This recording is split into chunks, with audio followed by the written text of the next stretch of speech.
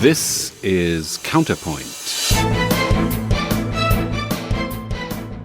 Welcome to another episode of Counterpoint, for the first time not recorded in the television studios of the European Parliament as we normally do, but as this is the age of Corona, recorded at a safe social distance. Our special guest today is Kasra Aarabi, analyst at the Tony Blair Institute for Global Change. Kasra has done some truly pioneering work by translating and analyzing the training manuals for the Islamic Revolutionary Guards Corps, whose mandate by Iran's constitution is to pursue, and here I quote from Kasra's work, an ideological mission of jihad in God's way that is extending sovereignty of God's law throughout the world, end quote. As a keen observer of the Islamic Republic, Kasra has also closely followed Tehran's ideologically driven response to the corona crisis with all the fallout one would expect from such an unscientific approach. The West, having largely overcome religious and political fanaticism, has sometimes difficulties taking extreme ideologies seriously where they still persist. We put too much trust in the transactional benefits of engagement. And so we are learning now rather painfully, for example, that integrating Beijing into international organizations has not westernized the Communist Party of China as we had hoped. Likewise, engagement with Tehran has not in any way changed the Islamic Republic's internal oppression nor its outward aggression.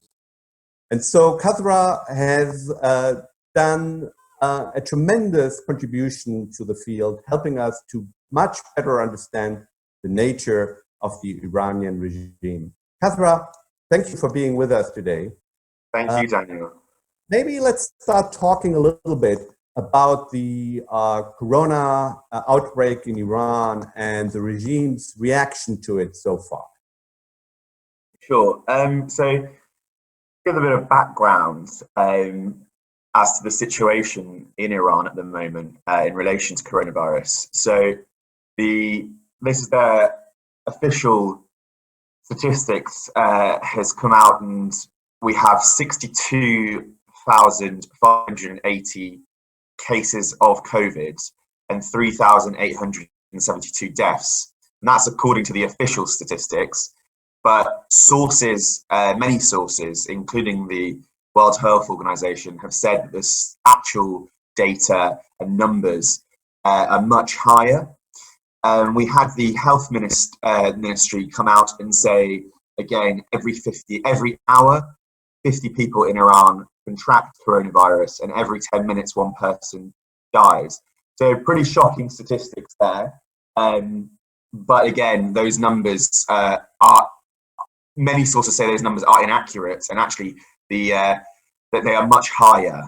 In terms of the regime response, it began with denial, then has merged into conspiracy theories and cover-ups. And that's what is driving the response at the moment, from the official response at the moment, which is alarming. Right. Now, you mentioned denial, and I have seen videos, and probably also some of our viewers, where religious leaders were encouraging even Iranians to continue to flock to holy cities such as Qom, which is, I believe, one of the epicenters. Is that correct? Were these? Absolutely. So, in terms of the denial, in response to the outbreak, many clerics in Iran, senior clerics as well, these aren't ordinary religious leaders, basically denied the existence of corona, certainly pushed back strongly against quarantining, which was again supported by the government, by the way. The government, the deputy health minister came out and said that quarantining was a thing of the past, something from the times of World War I, not for the modern age.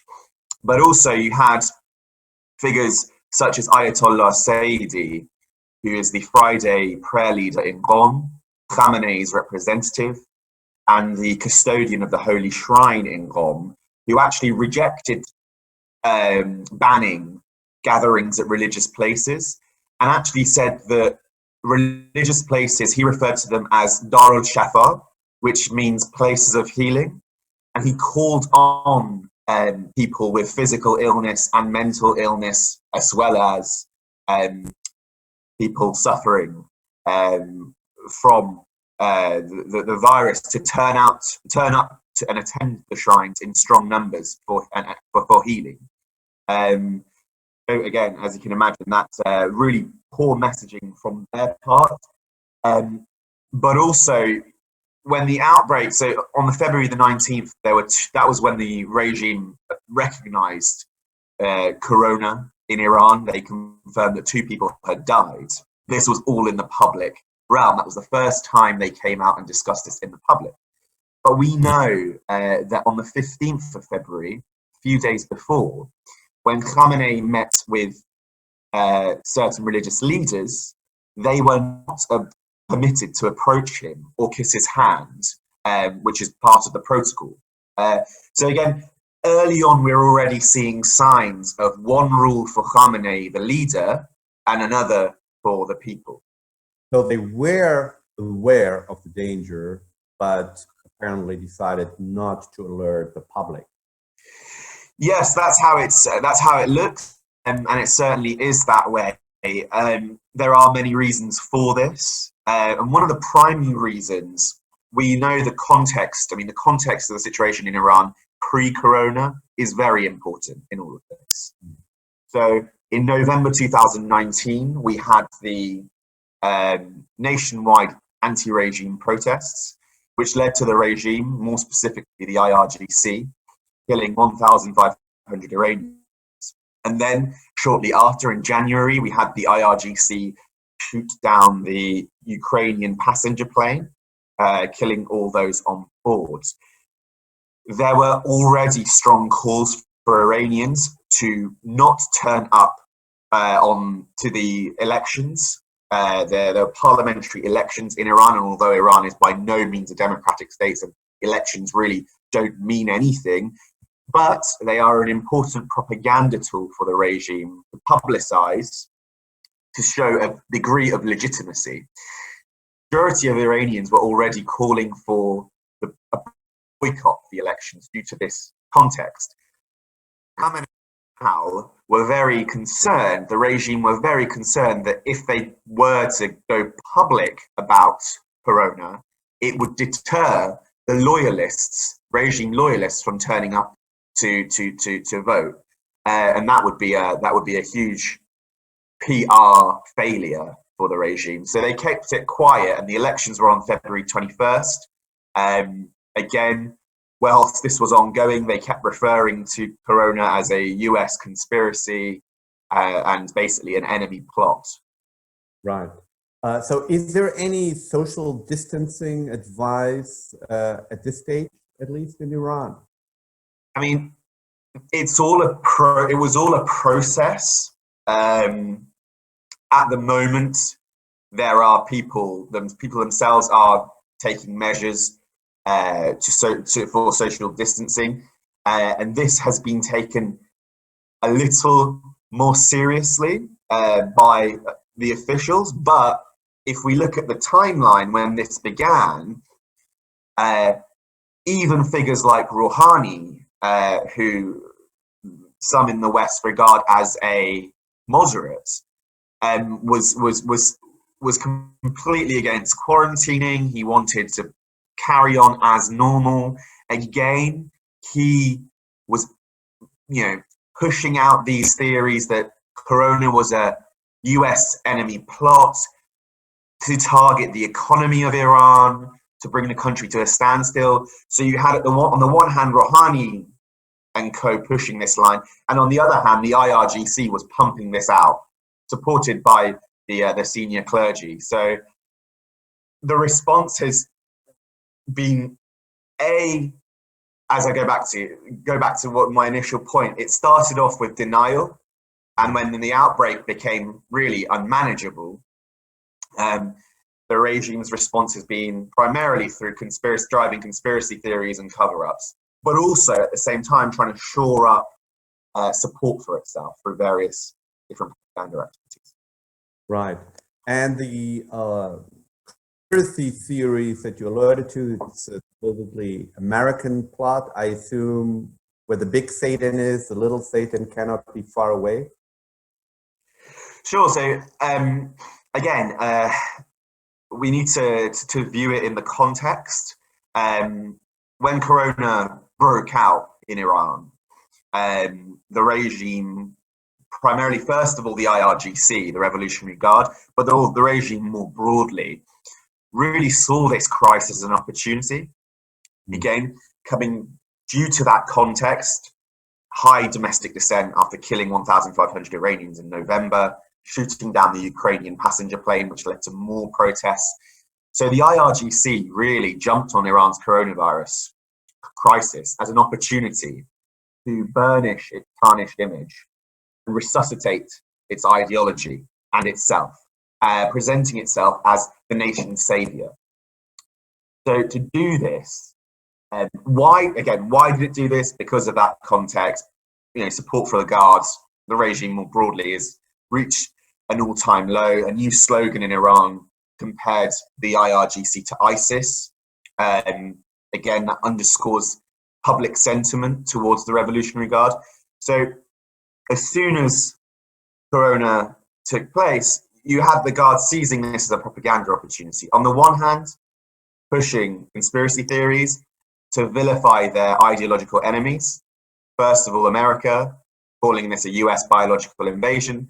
But also, I've been analysing the systematic propaganda campaign launched by the IRGC, targeting Iran's other ideological enemy, and that's Israel. And this included calling the virus a Zionist bioterror attack, conspiracy theory. These conspiracy theories that were being disseminated by the IRGC were then both online and on Iran's national state TV. They were supported by the IRGC's own experts. There was a professor from the IRGC University who referred to the coronavirus as a biological ethnic weapon. He said that the Zionists had stolen Iranian DNA and crafted a weapon with the Americans to target Iranian DNA. And this explains why so many Iranians are dying, not trying to distance himself from regime mismanagement, trying to really focus on that. So yeah, it's been a systematic campaign targeting primarily America and Israel. Right. So when we can observe that the response was to a large degree driven by the ideology that informs the Islamic Republic, I think that may be a good segue into your earlier study that you did, the translation of the manuals for the IRGC that speak about that ideology, and that unfortunately I think in the West is often overlooked. Maybe you can talk a little bit about the fundamental principles behind this ideology and what you found in the manuals. Sure. So so this was a year's worth of research, and it was again the first time these internal training manuals, which were produced, by the way, for internal IRGC consumption rather than an external audience. It's the first time they were analysed and translated from Farsi to English. Now, the key takeaways from the report, the first is the IRGC has a comprehensive program of indoctrination for all recruits and members. This is a process of radicalization that the IRGC takes very seriously. And over time, it has increased the time dedicated towards radicalization in the Guard.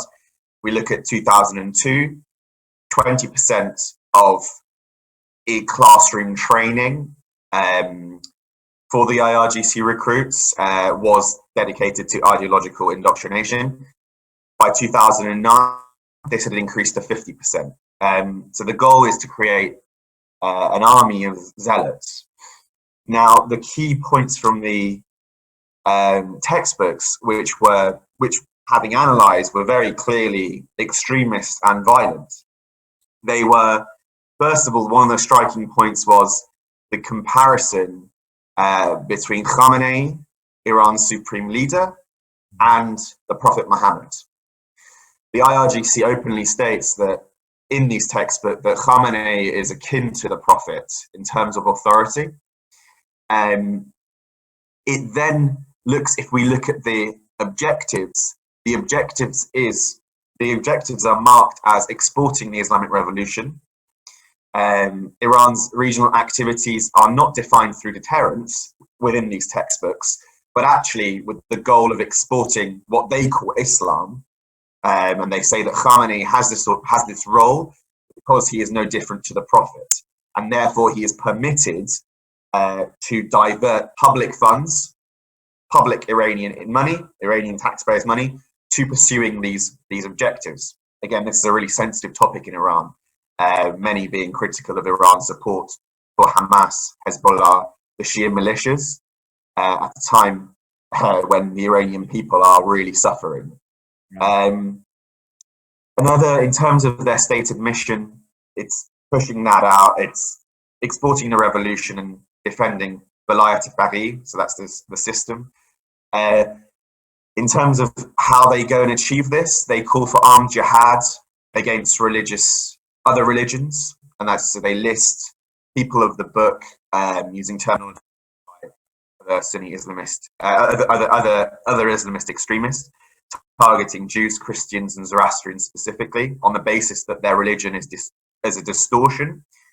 As well as this, they call for not just the suppression of domestic dissent in Iran. They say that anyone who rises against the regime in Iran is a muharib, which means waging war on God, therefore they must be tortured before death. So really a very violent and extreme ideology that really we've struggled to understand, I think, but this is the IRGC in its own words, which is, again, a clear example as to what kind of organization the Guard is. Right. I was struck by what you said earlier, that some of the protesters have begun to liken the IRGC to ISIS. Yeah. And if I listen to what you just explained on the training manuals and the basic ideological concepts, as you know, a non-expert, as an outsider looking at it, it does indeed sound very much to me like it could be also an ISIS pamphlet, whether this is Shia, this is Sunni, but very similar ideology behind it. Sure. I mean, one of the key findings of the report was that there are striking similarities between Sunni Islamist extremists like ISIS and Al-Qaeda and Shia Islamist extremists, such as Hezbollah and the IRGC. The categories they use to define things, the IRGC internally in these training manuals rejects the concept of the nation state and divides the world between the Dar al-Islam and the Dar al-Kufr. Again, a distinction made by ISIS and Al-Qaeda. The IRGC shares the same enemies as Al-Qaeda and ISIS, and the categories they use to define these enemies are exactly the same. One thing that is actually very similar that came out of the report, and these are, again, official documents from the IRGC that have been approved by the Supreme Leader's representative, the IRGC, was this idea that there is a conspiracy and an existential threat to Shiism, crucially by what they call a Sunni Arab Zionist Western Alliance, or Axis. Now, what is striking here is that the Sunni Islamist extremists, like ISIS, claim that there is a Shia Zionist Crusader alliance set out to destroy Islam. Now, the IRGC have basically adapted that, made it their own, and in doing so, these documents claim that Wahhabism and Salafism were actually of Jewish origin, and they were created by British colonialists to destroy Islam. So again, really pushing out anti-Semitic conspiracy theories. Again, was one of another key finding, and they are disseminating this theory across the board, saying that, for example, ISIS and Al Qaeda are working with Israel and America. They're created and supported by Israel and America. So in terms of the discourse they use to portray their enemies and the conspiracy theories they're pushing out, there are striking similarities. Right.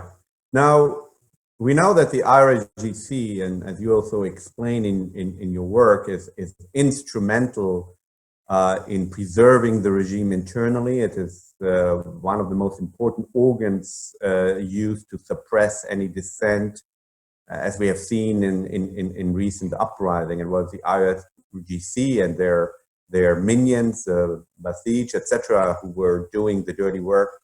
And we know, of course, how much they are involved in helping Assad, in arming, in the brutal war in Syria, in arming Hezbollah, Hamas, etc. Now, what perhaps is more directly relevant, perhaps for some of our viewers here in Europe, is the role the IRGC plays in direct Iranian terrorism abroad, as we have seen in Europe recently. Can you elaborate a little bit on that? Sure. I mean, one of the tools the IRGC has used for the past 40 years is terrorism to achieve its goals, and this is either directly being involved or coordinating with groups that it helped create, such as Hezbollah. It is often forgotten Hezbollah was created by the Revolutionary Guard, and actually the flag of Hezbollah shares the same logo as the IRGC's. So the IRGC has been using this tactic for well over 40 years now. It has for over 40 years now. It has also, been involved in political assassinations on foreign soil, on European soil. The chain murders, which began in late 1980 and ended in late 1990, was an operation where the IRGC and MOIS, Iran's Ministry of Intelligence, worked together to assassinate Iranian dissidents on European soil. So again, that's another one of the IRGC's tools. In recent years, also, we've seen since 2017 a surge in IRGC activity in Europe, false terror plots across the European continent, and also, of course, there was the discovery of the Iranian-linked London bomb factory, which was again another example of the IRGC's operations and Hezbollah's operations in Europe. So I think it's nothing new. It's a tactic that the IRGC have been using for a long time now, but it obviously gets less coverage than say other organisations pushing this. Understandably, we've had some horrific terror attacks by the likes of ISIS in Europe, but at the same time, it's important to also take into account the Shia Islamist extremist activity. We saw what happened in Bulgaria, for example, where the IRGC called Quds Force, Qasem Soleimani's, the late Qasem Soleimani's force, coordinate with Hezbollah to conduct a terror attack on European soil, and we saw that take place. So yes, it is. In short, it's a tactic that the IRGC have adopted, and it's one that they frequently use and will use in the future. Right. Now, as part of your analysis of this training manual, you have developed a few policy recommendations. If you can perhaps share some of the main ideas. Sure. Again, based on the research, which was a year's worth of research, the new evidence found within the research, the first time the internal training manuals used by the IRGC to radicalize its recruits, based on that literature, what they were teaching, it was clear that it was both extremist and violent, and in many ways no different to violent extremist literature that has been used by designated organizations from the likes of ISIS and Al-Qaeda to Hezbollah. Therefore, based on this new evidence and this new research, we called for the designation of the IRGC as a way to limit the scope and reach of the IRGC. In addition to that, to work with Shia religious leaders to develop a counter-narrative to the IRGC's violent extremist interpretation of Islam. And really, I think this should be a coordinated effort. We were calling on Europe and other nations in the for the Five Eyes nations to also follow this. I think this is it's really important to it's symbolic to discredit the IRGC, but also practically it's a way, a first step to limiting the scope and reach of this violent and extremist organization. Right. And I think you have also some recommendations for internet platforms to pay more attention also to Shia extremism. Right? Absolutely, I mean, there was a clear blind spot. The fact that these documents that I analysed, they were on the Farsi web. I mean, you have to do a lot of scanning to find them, and it did take some time. Nonetheless, they were readily available. And accessing this kind of violent extremist literature is disseminated from Iran and the IRGC predominantly is readily available, and it's also been translated to Arabic, to and other languages. It's a systematic campaign by Iran to Iran's regime to push this out. So yes, we did flag this. We said that it was this kind of violent extremist content should be taken down and should be an issue of concern for online companies that moderate on this issue. Now, you mentioned the corona outbreak took place within the context of Iranian population that was already protesting against the regime, against mismanagement, the corruption, the oppression. Obviously, the corona crisis is a burden for the entire world, but Iran, as you explained, is A, weaker to begin with, and B, carrying out policies that are not designed necessarily to limit the crisis and the outbreak. You try to look ahead in a few months. Do you see the possibility maybe that this could perhaps spell the end of the beginning of this regime, or do you think ultimately, because of the IRGC also, its strength, it will overcome any attempt to overthrow the regime? Well, I think if we look at the IRGC's response, so there was obviously that aspect of pushing out the conspiracy theories to vilify its enemies as a way to resuscitate the ideology and anti-Americanism and anti-Israel sentiment, which has been on the decline in Iran since for over 40 years now, as demonstrated by Iranian protesters refusing to stand on American and Israeli flags that had been laid out by the state in a propaganda activity that they pursue. So on the one hand, the approach was pushing out these conspiracy theories, but on the other hand, the IRGC sought to present itself as the nation's savior. Now, it did this by, calling its members, referring to its members as the defenders of health, just as it had done, referred to them as the defenders of the holy Shia shrines in Syria. It started adapting old propaganda images, placing IRGC fighters side by side with doctors and nurses in an attempt to latch on to the public sympathy for doctors and nurses during this crisis. So it's tried to present itself as the solution, and in its activities. So its activities have obviously, it's tried to increase its appeal, but in terms of doing so, the majority of Iranians aren't buying this propaganda.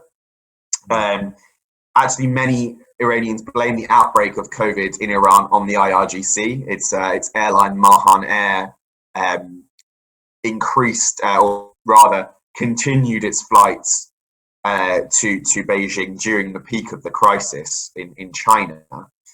So it has, in one sense, its activities have managed to rally some of its core support base, but on the other hand, the majority of Iranians are not buying into this propaganda.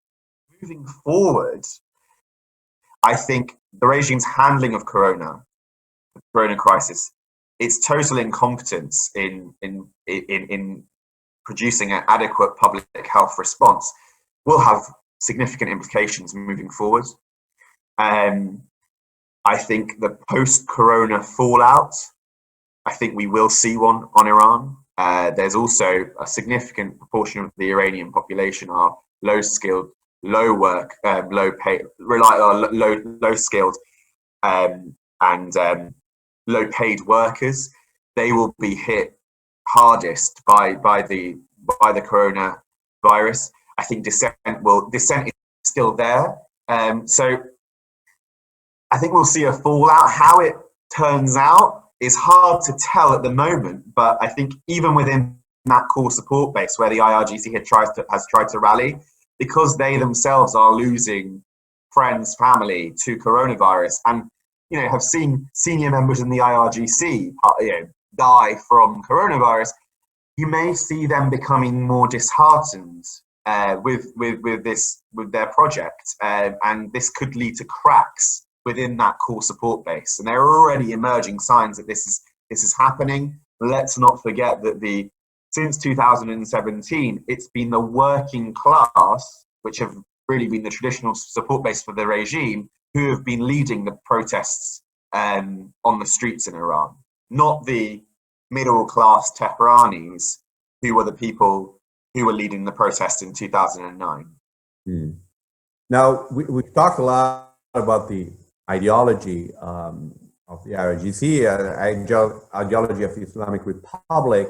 We haven't talked about the elephant in the room. Maybe in conclusion, we ought to address the Iran nuclear deal, the JCPOA, following now the outbreak of the coronavirus. The focus is, of course, on globally on this crisis. Do we know what's going on in Iran on the nuclear front while the attention of the world is there? I think on the nuclear front, it's a really, really important point, Daniel. You've got the JCPOA, and I think the key question is, what happens? We've got this coronavirus crisis at the moment, and there are restrictions on travel and movements, understandably, but is the Islamic Republic going to exploit this down the line? What happens when the IAEA can't send inspectors to inspect the nuclear sites because of this current situation? And how are we going to keep track of what Iran is doing? How are they going to be held accountable? And really, I think the key date in all of this is October 2020. We've got the UN arms embargo that will be lifted on Iran in October 2020, and that was part of the 2015 nuclear agreement. Now, my question is, A, how is this going to take place? But B, given the context and the fact that the IRGC, as well as figures that Europe has considered as being moderate, such as Rouhani, they have openly stated that once this arms embargo is lifted, they will purchase the latest military equipment. Obviously, Europeans and the Americans won't be selling, Western companies will not be selling arms to Iran, or it's highly unlikely that they will. But the Russian and Chinese companies, I'm sure, will take this opportunity. Iran has already said that it will purchase and it will sell. And the big concern here is, I think, you've got the IRGC. We've seen the kinds of what they are driven, what the organization is teaching to radicalize its members. We are seeing its activity in the region, support for arming, training, funding groups such as Hezbollah, such as the Shia militias in Iraq, which recently opened fire on the Shia communities in Iraq. So I think the big question is, how is that going to play out given this context? The context really, I think, has to be taken into account, and I think that October date is key. So yes, something to closely follow, and I'm sure it will be a topic that will be taken very seriously by both Washington and the colleagues in Brussels.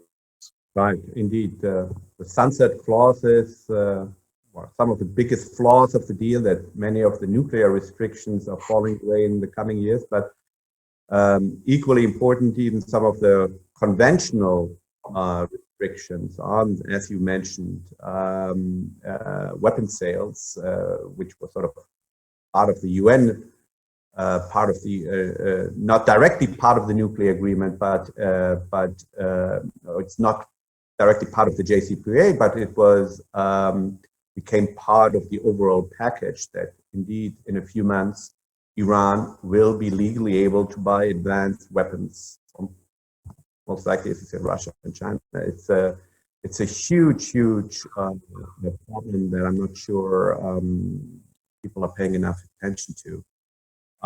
Well, that's all the time we have for now. Thank you so much, Kasra, for this fascinating presentation.